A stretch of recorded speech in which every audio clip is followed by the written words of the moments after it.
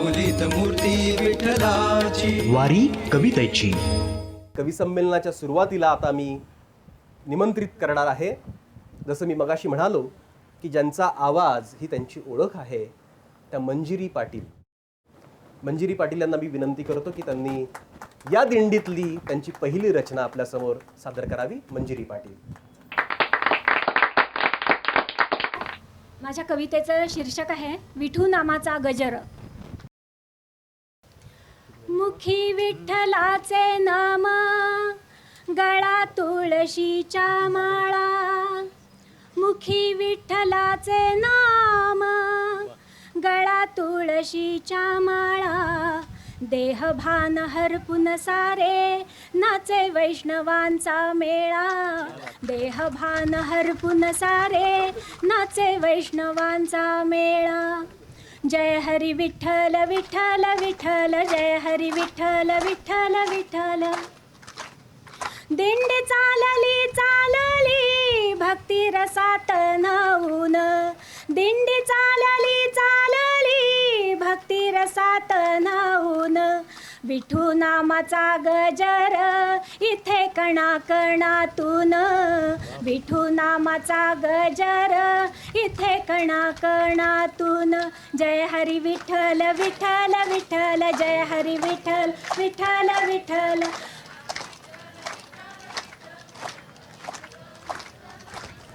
बुक्का बिरा गुलाल चहूकडे परिमळ. बुक्का बिरा गुलाल चहूकडे परिमळ. ओवी आणि अभंगाचा इथे रंगला से मेळ. ओवी आणि अभंगाचा इथे रंगला से मेळ. जय हरी विठ्ठल विठ्ठल विठ्ठल, जय हरी विठ्ठल विठ्ठल.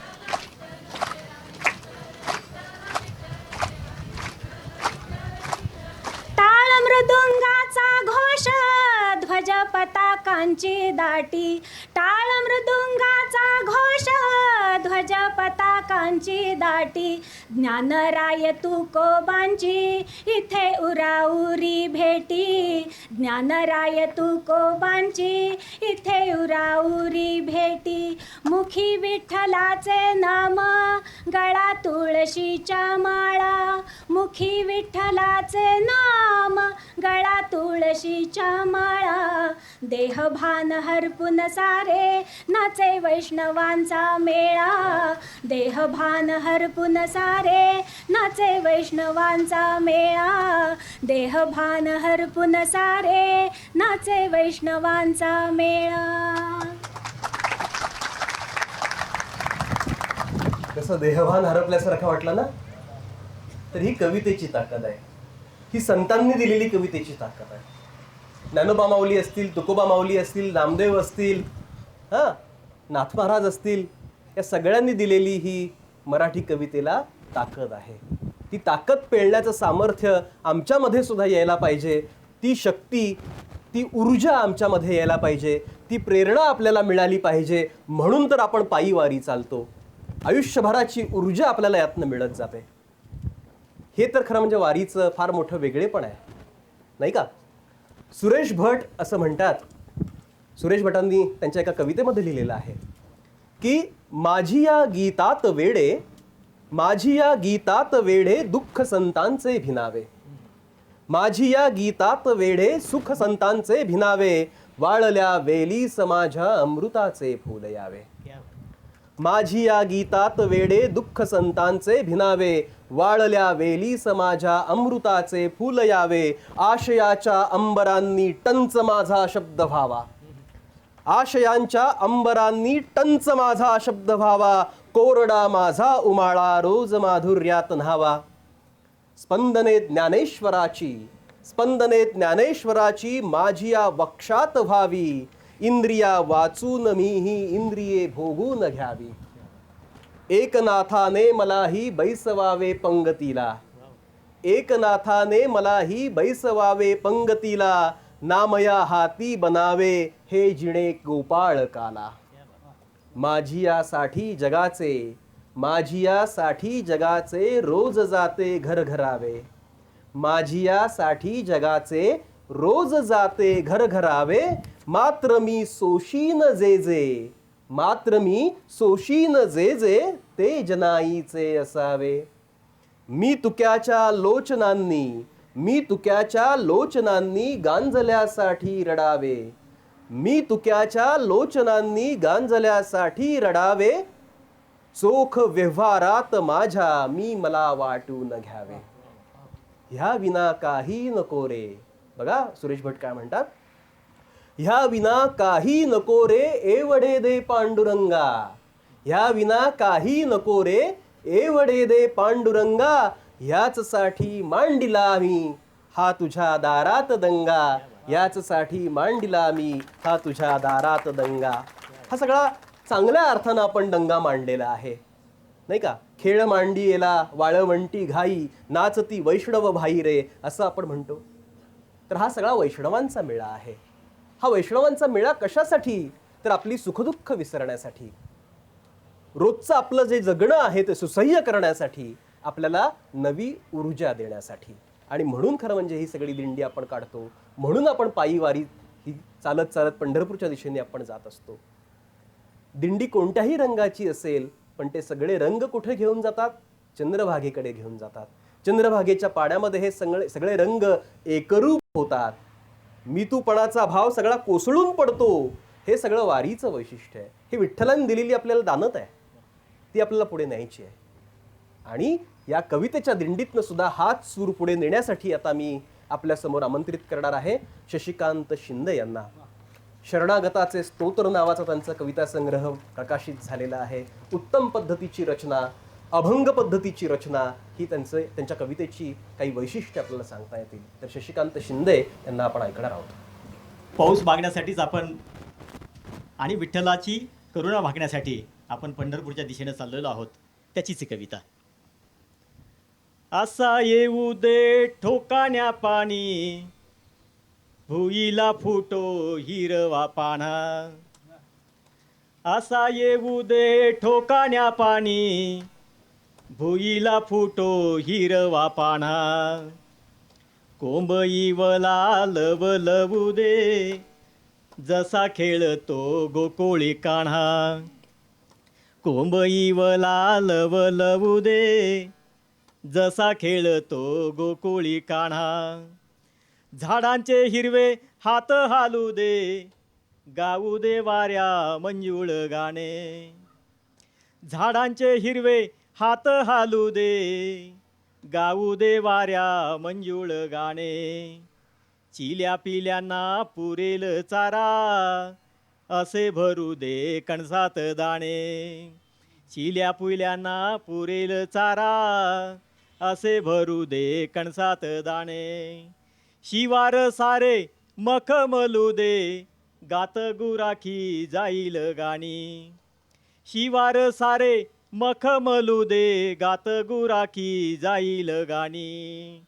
तुझ्या हिरव्या संचितानेच, तुझ्या हिरव्या संचितानेच, तरतील गुरे केविल वाणी. असा येऊ दे ठोकाण्या पाणी, झेलण्यासाठी मातली माती. असा येऊ दे ठोकाण्या पाणी, झेलण्यासाठी मातली माती. परस्परांच्या सहवासाची नको विसरू आदी मनाती. परस्परांच्या सहवासाची नको विसरू आदी मनाती. परस्परांच्या सहवासाची नको विसरू आदी मनाती. हा सगळा सूर मराठी कवितेमधनं कसा येत गेलेला आहे याची प्रचिती आपल्याला या दिंडीमधनं येते. असाच दिंडीतला एक वेगळा सूर, एक वेगळा नूर आणि एक वेगळा पैलू आपल्यासमोर सादर करण्यासाठी आता मी आमंत्रित करणार आहे हनुमंत चांदगुडे यांना. जसं मी मगाशी म्हणालो की हनुमंत चांदगुडे हे बारामतीचे आहेत आणि मोरोपंतांपासूनची परंपरा हनुमंतापर्यंत आलेली आहे. आणि त्याच्यामध्ये शेती मातीचा सगळा संदर्भ, या मातीमध्ये मला माझा विठ्ठल दिसतो, या पिकामध्ये मला माझा विठ्ठल दिसतो, डोलणाऱ्या कणसामध्ये मला माझा विठ्ठल दिसतो. येणाऱ्या आभाळामध्ये जे ढग आहेत, पाणी घेऊन येणारे जे ढग आहेत, पाऊस घेऊन येणारे जे ढग आहेत, कदाचित आत्ता ते आपल्याला दिसत नाहीत, त्याच्याकडे आपण डोळे लावून बसलेलो आहोत. पण तरीही आज आषाढातला पहिला दिवस आहे, कवी कुलगुरू कालिदास दिन आहे. आणि आज तरी बाबा थोडा तरी बरस, आज तरी आम्हाला सरीच्या रूपातनं दर्शन दे, अशी कुठेतरी भाकणूक हा आपला शेतकरी करत असतो. आणि ही सगळी शेतकऱ्यांची कविता, ही सगळी शेतीमातीची कविता आणि विठ्ठल हा कसा शेतीमातीमध्ये एकरूप झालेला आहे याचं दर्शन देणारी कविता ही हनुमंतची कविता आहे. हनुमंत चांदगुड यांना मी विनंती करणार आहे की त्यांनी आपली एक रचना आपल्यासमोर सादर करावी. कविता सादर करण्याच्या अगोदर कवितेवरच्या एक 4 ओळी. कवितेला जावे दिस जन्मा तुकाराम यावा. कवितेला जावे दिस जन्मा तुकाराम यावा. कवितेला जावे दिस जन्मा तुकाराम यावा. देह कबीराचा दोहा शब्द वैकुंठाला जावा. देह कबीराचा दोहा शब्द वैकुंठाला जावा. आणि आत्ता दादांनी बोलत असताना जे सांगितलं त्या पद्धतीने विठ्ठल आणि शेतकरी हे काही मी वेगळं पाहत नाही. पंढरपूरचा विठ्ठल म्हणजेच मला रानात राबणारा माझा शेतकरी दिसतो. आणि त्यामुळं माझ्या कवितेचं शीर्षक आहे विठू झाला आऊतकरी. कविता अशी आहे. राब राबून रानात असा पिकवला मळा. राब राबून रानात असा पिकवला मळा. पंढरीच्या वाळवंटी जसा वैष्णवांचा मेळा. राब राबून रानात असा पिकवला मळा. पंढरीच्या वाळवंटी जसा वैष्णवांचा मेळा. भार संताच्या खांद्याला जरी शिवळीचा होतो. बैलाला मी संत म्हटलं आहे कारण शेतकऱ्यासाठी बैल हा संत आहे. की भार संताच्या खांद्याला जरी शिवळीचा होतो. हाती नांगराच्या मुठी विठू कवतुक गातो. भार संताच्या खांद्याला जरी शिवळीचा होतो. हाती नांगराच्या मुठी विठू कवतुक गातो. देता गाठ शिवळीला संत ओढती नेटानं. देता गाठ शिवळीला संत ओढती नेटानं. ढेकळांच्या राहुट्यात विठू जोडतो येठानं. झाला मृदंग नभाचा सरी झाल्या वारकरी. झाला मृदंग नभाचा सरी झाल्या वारकरी. थेंबा थेंबाचे रिंगण जसे चंद्रभागा तेरी. झाला मृदंग नभाचा सरी झाल्या वारकरी. थेंबा थेंबाचे रिंगण जसे चंद्रभागा तेरी. नाही पंढरी ती दूर विठू नसे विटेवरी. नाही पंढरी ती दूर विठू नसे विटेवरी. काळ्या सावळ्या रानात विठू झाला अवतकरी. ढेकळांच्या राहुट्याही गेल्या मातीत मुरून. ढेकळांच्या राहुट्याही गेल्या मातीत मुरून. जगासाठी विठू माझा घेतो स्वतःला पुरून. ढेकळांच्या राहुट्याही गेल्या मातीत मुरून. जगासाठी विठू माझा घेतो स्वतःला पुरून. विठू राऊळ सोडून खेळ खेळतो धानात. विठू राऊळ सोडून खेळ खेळतो धानात. पाभरीच्या चाड्यातून विठू बोळतो रानात. आणि कवितेच्या शेवटच्या ओळी. बीज होऊन विठ्ठल नित्य उगवून येतो. बीज होऊन विठ्ठल नित्य उगवून येतो. नव्या वारीसाठी पुन्हा गाठ शिवळीला देतो. गाठ शिवळीला देतो. माऊलीत मूर्ती विठ्ठलाची. वारी कवितेची